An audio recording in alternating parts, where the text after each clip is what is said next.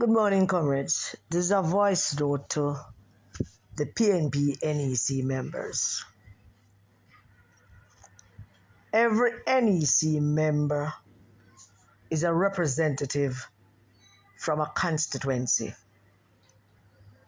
except for those life members who are still representative from constituencies. But a majority of the NEC members are councillors, executive members of their constituencies, chairmen and chairwomen and executive members of their divisional councils. Every NEC member is also probably mostly a member of a group. Therefore, I don't need to remind you that you don't represent yourself. You represent the people who you ask to work for you, and by extension, the people who they ask and you ask to vote for you and to vote for the PNP. No matter what your role, whether you're a councillor or just an ordinary member, asking for voters to vote for you. That is clear. Yet, over the last couple of years, it does not appear that you are taking your responsibility as NEC members seriously, because you all believe that you are individual members there and you're there to represent yourselves. I know a couple of people who feel that, they're my NEC member. And then for them, NECs are outing. Somewhere you get to go drive out of town and say, I got NEC member, go sit down and drink home and smoke, don't participate in nothing, don't listen to anything that is taking place. And by the time them say, we'll put this to the floor, and you get a yay, half hour outside not participating in that yay or nay.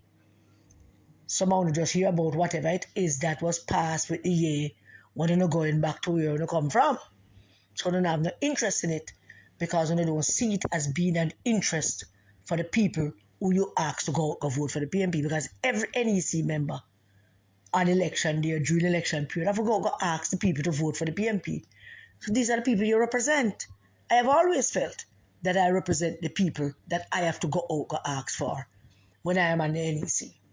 So when them buck me up and them say, how come this and that and rare, I can say, boy, it was raised at the NEC. And I said this, and some other person said that, and the NEC voted this way, and this was the decision. I know a lot of people who does that as members of the NEC. So now you are going to have the second half of the last NEC meeting this Sunday. Now I don't know. I am not assuming that all of you don't know what's happening. I am not making that assumption. But the assumption I am going to make, and I feel I can make based on all of you action or lack of action. So I'm going to make the assumption that you probably know some of the things that will go on. Someone who probably don't care. And of course, someone who is a part of some of the things that will go on. As members of the NEC are also delegates to the PNP wider conference. So, Angela Brownberg, who is the chairman of the People's National Party, nobody elected her. Because we know that she stole that last election. She was not elected, she stole it with the help of Dexroy Martin and some other people. She is the chairman of the party, and based on her utterances and her actions, she's clearly also the de facto leader of the party. Mark not leading anything, she is the de facto leader. Based on what I hear, every meeting that is held, she has the last word, the first word, the middle word, and the last word. And even after the Jamaica Rises song, she has the last word after that too. So she's the de facto leader. Clearly, she's leading Mark. By his nose, by his string, I don't know, by his belt, I don't know how she's leading him, but she's leading him. She is the de facto leader. She's taking all the decisions about what I'm doing, and backed up and be advised and given the template by her husband when them at home at night time. So she's going to have this NEC meeting, and God only knows what she's going to come with. And I'm not going to try and guess what she's going to come with, because I'm sure it's nothing good. Absolutely nothing good for the PNP, nothing good for our party, nothing good for the country. I'm sure of that. Okay? So hear this. The Constitution of the People's National Party is what allowed the delegates to elect Mark Golding as leader of the PNP. It is that Constitution that has allowed you delegates to go there and vote for him. And your loyalty is to that. The Constitution, the principles and objectives of the party, that's your loyalty. Doesn't necessarily mean that you don't have any loyalty to the party leader, because it's the same Constitution that allows people, delegates, to elect him. So by extension, him is also obliged to be loyal to the Constitution. And the Constitution and the party leader, that where loyalty is concerned, the two things don't diverge. The two things is a conversion. It's the same thing. And I say that because some of you are going to feel some loyalty to Mark Golding. I was going to take him money. I want to promise him loyalty. Loyalty, I want to promise him support and loyalty, which you don't have no right to give to anybody, individual. Because the only thing we should be loyal to is the Constitution, the principles and objectives of the People's National Party, and the second loyalty to Jamaica, land that we love, the place that we all only seeking power to represent in one way or the other. That's where the loyalty is. And I want you to remember that at this coming NEC, that this is where the loyalty is. But because of how fickle you all are, and you don't consider your loyalty to the PNP and to the country and to the PNP people that are not asked to vote on election day, it's because you don't think of that. Want to know have to go to the second meeting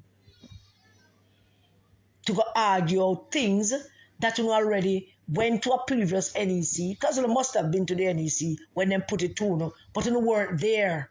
You was there physically, but you weren't there. So you never know what you agreed on or what you agreed to. So when they push it out and go out in the constituencies and start poll certain places to get a particular result from certain places to put in certain candidates, it takes you by surprise.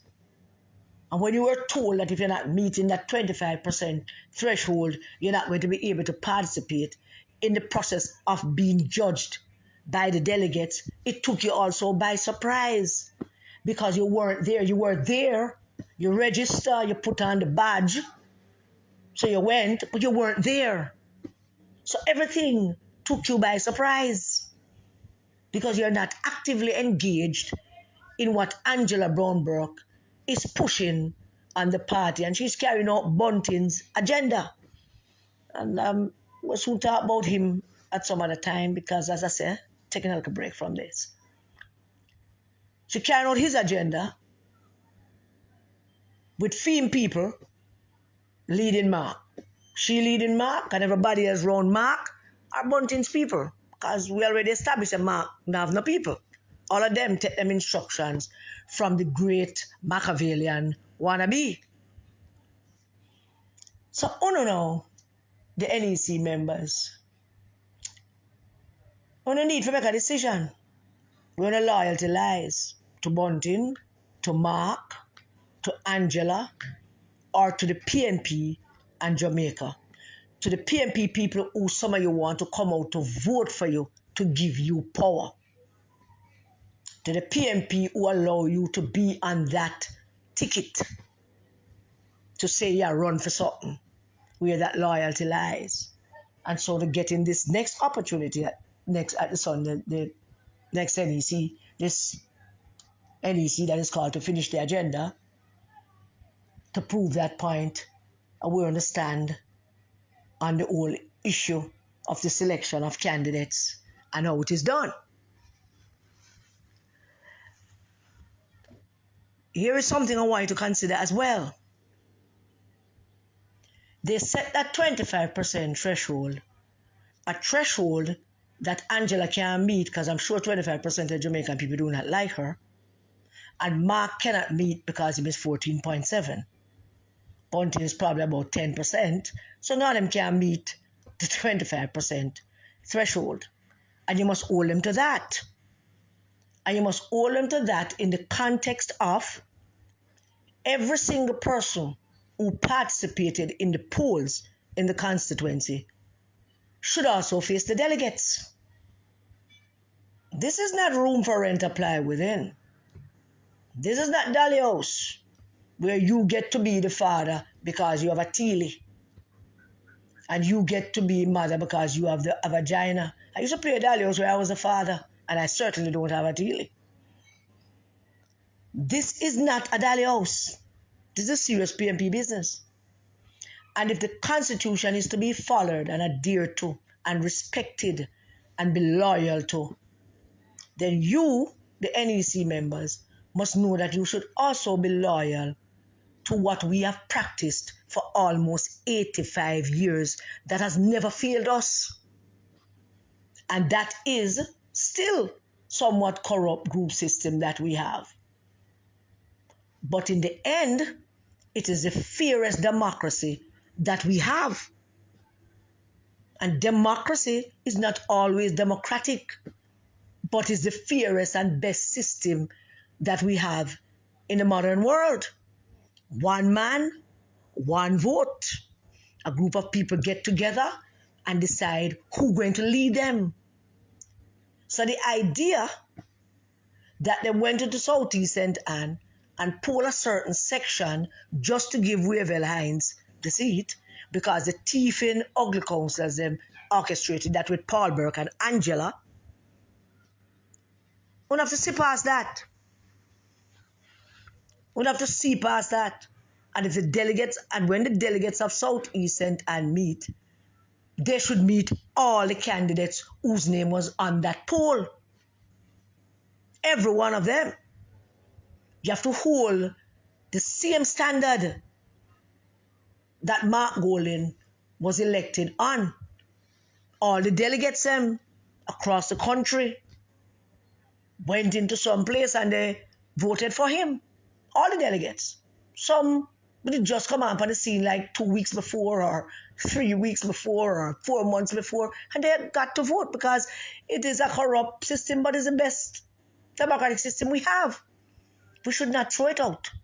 We should not circumvent it with a poll. The poll should be guidance.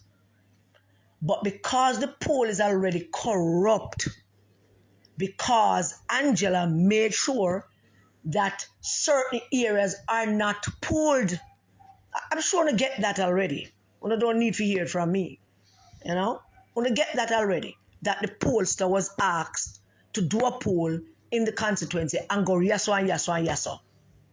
In Southeast St. Anne, they went to the places where Wavell Hines had his cricket matches. Those are the only places they went to. They didn't do the wide constituency. They didn't do much places in Beechertown. They didn't do much places in Bensonton. They mapped out a place and said Wavell go do him cricket match. And then the pollsters go down there. And of course, he's going to get high polling time just done to the cricket match. Cricket fiesta, extravaganza, whatever it is, a gala. That he did. Wavell Hines can't, as a single one man, go face the delegates. The delegates need to have choices. Let them meet the people and decide who they're going to vote for. But one of the most important things that you as NEC members must ask for from Angela Brown Burke and Mark Golding is the entire polling data. Each constituency must see the spread of the poll, where the pollster went, and the entire polling data. You must stand up, you must ask for it. The constituency executive is entitled to it. because the constituency executive is charged with the political organization of the constituency, not the pollster. The indoor agents, the cluster managers, who are mostly members of the executive, are charged with getting people on the voters list first and getting them to come out and vote secondly. They are charged with that, so they must have the information that the party had in the polls that they did. So they must ask for it. On the need that spread the entire polling data. And it must be public. Why is it not public? Why people have to be guessing and spelling about what the polling data is? It should be public. Here is it. Mr. Anderson went to XY square Z and this is what he found. Why is it? It shouldn't be a secret. It's not classified documents. We want to know so that we know where to fix up and where we need to go and where we need to go take care of business. So they need to ask for that. As I have said before, I am not against the poll because I think the poll provides us with a perspective as to where voters are. But it is going to be wrong and botched information if you give us a poll, say 49% support a man just from 4 areas. None of those areas, pardon me, does not include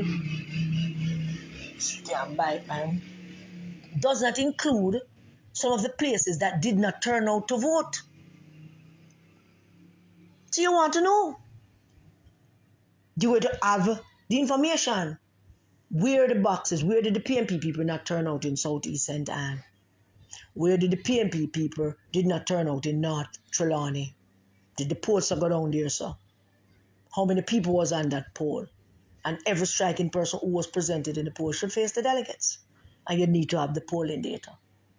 So that's basically what I'm saying to you. As NEC members, it is time. When you start the process 2 Sundays ago, or was it 1 Sunday ago, I don't know. But when you start the process by raising hell about how it is being conducted and how you, the NEC body, the highest decision-making body outside of the conference, are being kept in the dark about information that you need to have. So you need it. And you must demand it. And some of you who think that you're loyal to Angela Brown Burke, so they're not going to buck her, or loyal to Mark, so they're not going to buck him, let me once again repeat to you that your loyalty is to the People's National Party, its constitution, its principles and objectives, and the people who vote for us. It is that disrespect and arrogance towards the people that vote for us that's land us in opposition in the first place. It is that disregard for what they think and what they want and how they want you to do this thing. It is that has landed us in opposition in the first place. Because you all feel that your membership to the NEC is yours. And you being there representing yourself. And it's not. It's them you represent. So if you're not serious about winning back an election, then you can continue behaving like you're an individual. Representing yourself. But if you intend to win back your divisions and your constituencies, then you will now come to the realization that it's people you represent. Some voters list have on 35,000 people. It's them you represent. Or you want to half it and put 17,000 laborites, 18,000 PNP or whatever in people who are no P. Whatever the numbers are that you need to win, that them you represent, not yourself. So let me repeat. You need to ask for the polling data for each constituency that has been polled. The entire spread of the poll. You need to insist that all the people whose names were used in the poll should face the delegates. no matter what their percentage is. And that can be done because the leader of the party himself have not met that 25% threshold as in the last poll.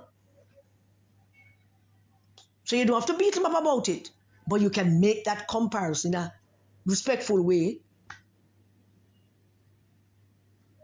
When he was elected leader of the PNP, based on the same Dan Anderson poll, he was 21%.